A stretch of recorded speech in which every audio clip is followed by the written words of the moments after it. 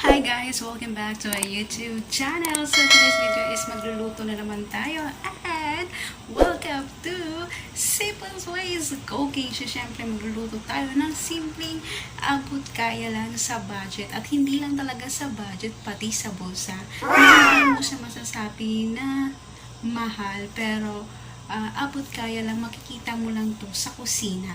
So, ang gagawin po lang natin ay, di ba yung ginagawa natin is, yung meatballs is gamit natin ng meat or minced meat. Pero, ang gagawin po natin today is hindi po meatballs, kundi vegetable balls, di ba? Carrots and potato lang ang ating ingredient para sa ating balls, sa ating vegetable balls. So, simulan na po natin Simple Ways Cooking lang dito. Proud WARAY, and this is always me. So, tara at simulan na po natin ang ating pagluluto at para matapos at masimulan po natin. So, see you!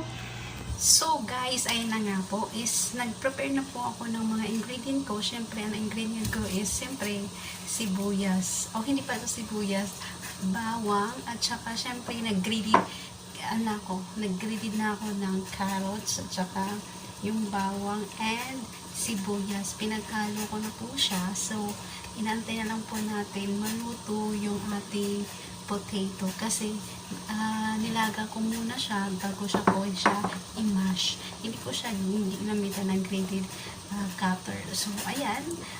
Simulan na po natin hanggang mamaya update at kayo hanggang step by step sa ating pagluluto ng ating vegetables balls. So, tara. A few moments later.